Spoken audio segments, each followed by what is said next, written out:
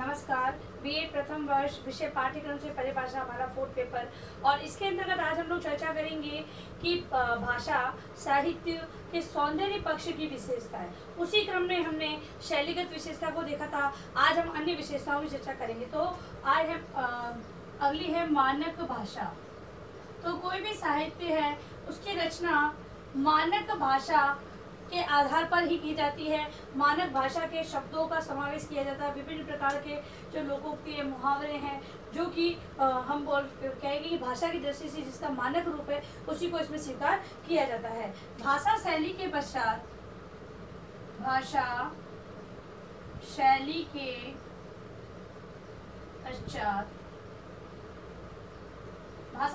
पश्चात मानक भाषा का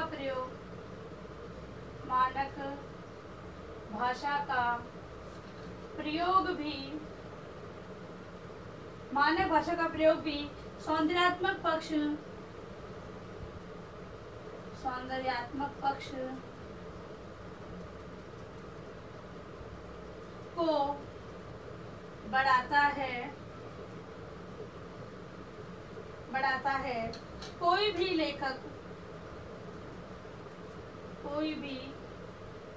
लेखक अपनी भाषा में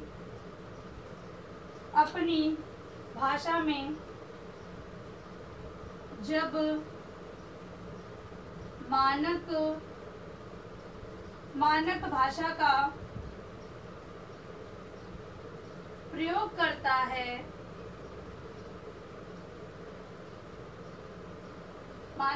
प्रयोग करता है तो उसकी भाषा को साहित्यिक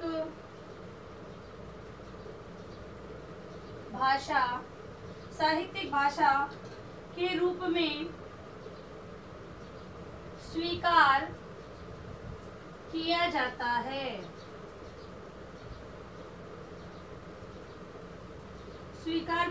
है। मानक भाषा को पढ़ने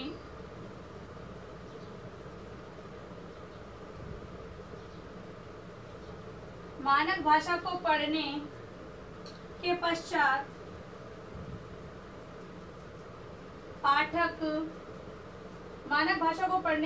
पाठक को विशेष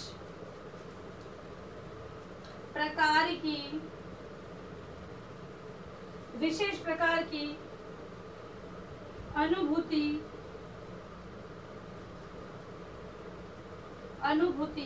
होती है जो कि भाषा के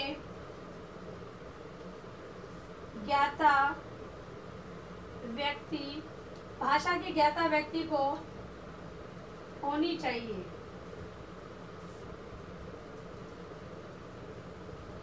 ठीक है। तो मानक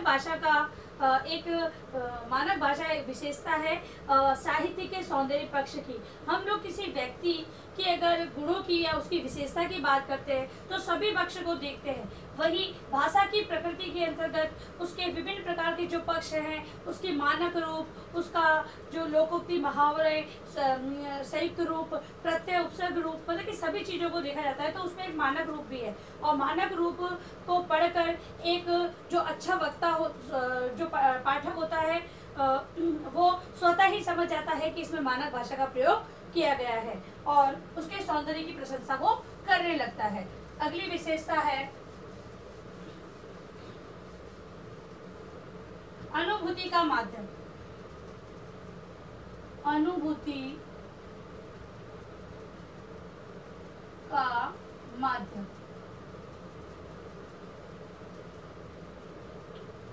ये इसकी विशेषता होती है। तो भाषा का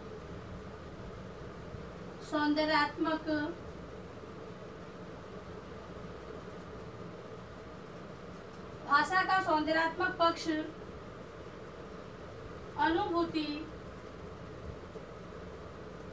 अनुभूति से संबंधित है।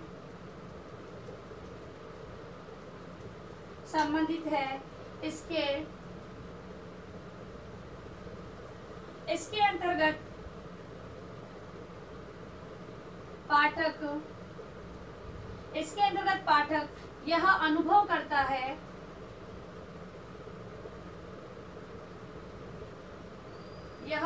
करता है कि भाषा का स्वरूप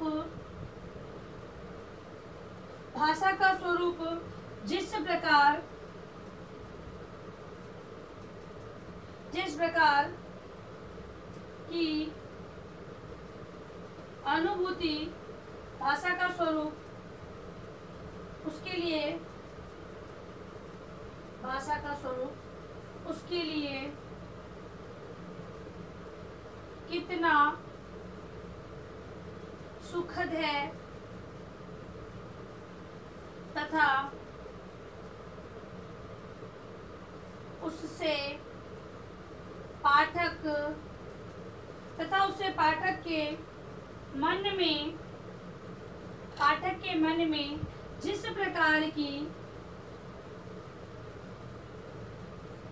प्रकार की अनुभूति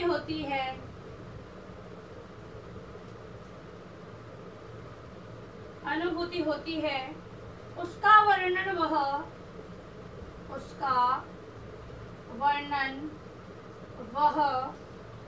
अपने शब्दों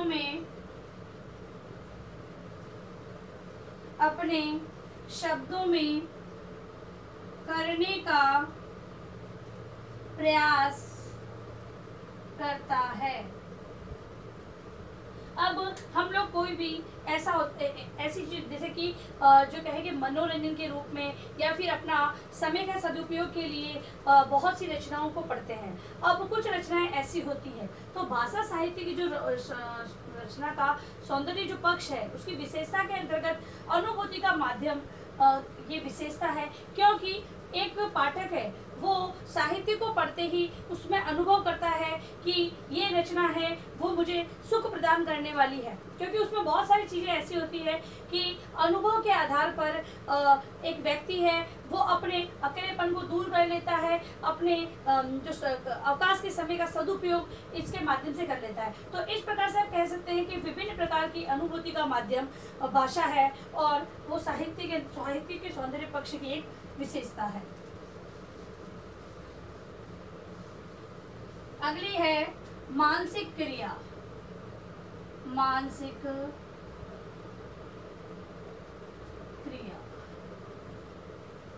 तो भाषा साहित्य को पढ़ने वाला उसके पढ़ने से जो मानसिक जो क्रिया है वो संपन्न होती है। कैसे? पढ़ने पर हम लोग हमारी जो स्मरण शक्ति है उसका विकास होता है, तर्क शक्ति का विकास होता है। तो विभिन्न प्रकार की मानसिक क्रियाएं वहाँ पर स्वतः ही हो जाती है, क्योंकि जब सौंदर्य पक्ष की जो विशेषता के अंदर हम देखते हैं तो जो रचना होती है वो विभिन्न रूपों के आधार पर होती है और उससे एक व्यक्ति की मानसिक क्रिया संचालित हो जाती है।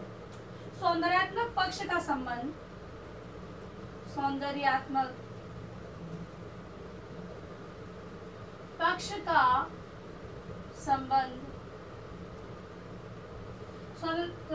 का संबंध मनोवैज्ञानिक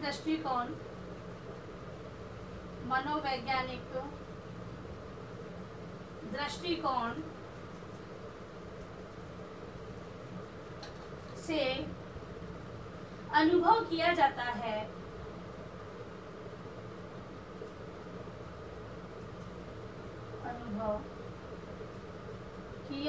है। अर्थात किसी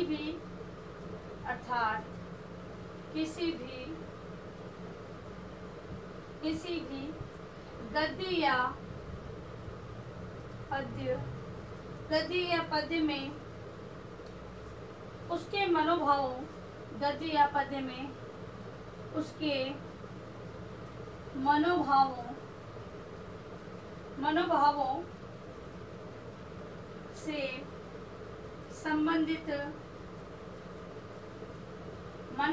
संबंधित भाषा की अनुभूति होती है तो वह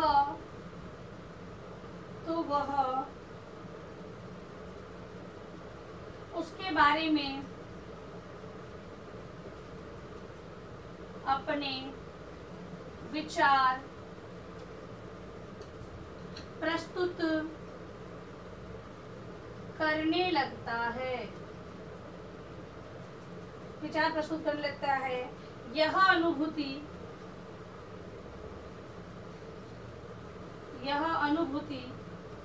उसकी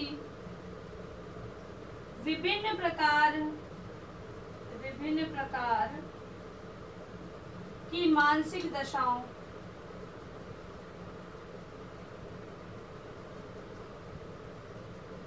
दशाओं से संबंधित होती है। तो हम कह सकते हैं कि भाषा सौंदर्य के पक्ष की एक विशेषता मानसिक क्रियाएं भी है, क्योंकि मनोवैज्ञान ये कहता है कि जो व्यक्ति है वो अपनी जो ये कहें कि संवेदनाएं हैं उनको वो प्रकट करता है, हंसना, रोना, क्रोध करना, ये सारी चीजें। जब एक जो लेखक होता है वो अपनी जो मानसिक स्थिति के आधार पर ही रचना को बनाता है और उसी रचना को पढ़ते वक्त जो पाठक है वो इन अनुभूतियों को करता है और उनके जो ये कहेंगे मस्तिष्क में भी ये क्रियाएं संचालित होने लगती है, प्रभाव होने लगता है। तो इस प्रकार से हम कह सकते हैं कि मानसिक क्रिया भाषा साहित्य के सौंदर्य पक्ष की एक विशेषता है। अब है रसात्मक अनुभूति। अगली विशेषता रसात्मक अनुभूति। एक विशेषता विभिन्न प्रकार के रसों का समावेश भाषा साहित्य के अंतर्गत होता है और ये विशेषता के अंतर्गत आता है। छात्रों में रसात्मक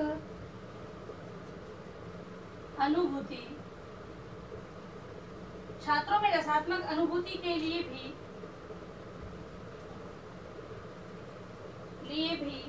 भाषा का प्रयोग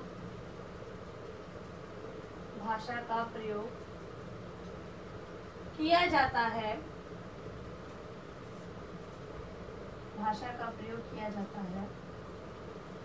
विभिन्न प्रकार के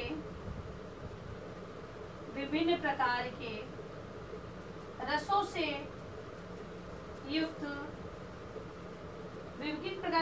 युक्त भाषा पाठक अपनी इच्छा अनुसार पठन करता है। तो रसों की अनुभूति एक साहित्य के अंतर्गत सौंदर्य पक्ष की विशेषता के रूप में देखी जा सकती है और इसके द्वारा ही जो पठनीय सामग्री है वो एक रस अनुभव प्रदान करती है और पाठक है वो अपनी इच्छा अनुसार उन रसों को सुनता है और समझता है। ठीक है, तो अनुभव करता है। इस प्रकार से अब आप अपना गृह कार्य प्रश्न लिखें।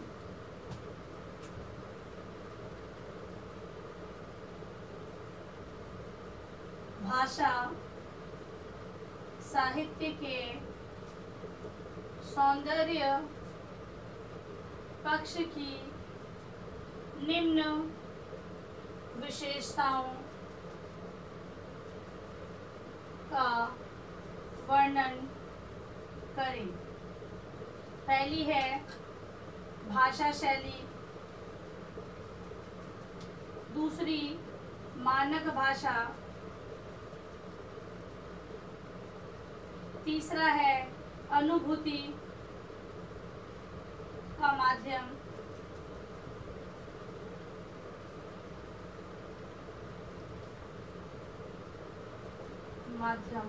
अगला है मानसिक क्रिया और लास्ट है रसात्मक अनुभूति। ठीक है, तो अपने गृह कार्य के प्रश्न के रूप में कि जो ये विशेषताएं हैं भाषा साहित्य के सौंदर्य पक्ष की, इसको स्पष्ट आप लोग अपनी उत्तर पुस्तिका में करेंगे। और अंत में इस महामारी के दौर में कम से कम ये आवश्यक कार्य होने पर घर से बाहर निकले। बाहर निकलते हुए 3 बातों का विशेष ध्यान रखें। मास्क लगाएं, सोशल डिस्टेंस बनाएं और हाथों को बार बार धोइए या सैनिटाइज करते रहे। सुरक्षित व्यवस्था का ध्यान रखें। धन्यवाद।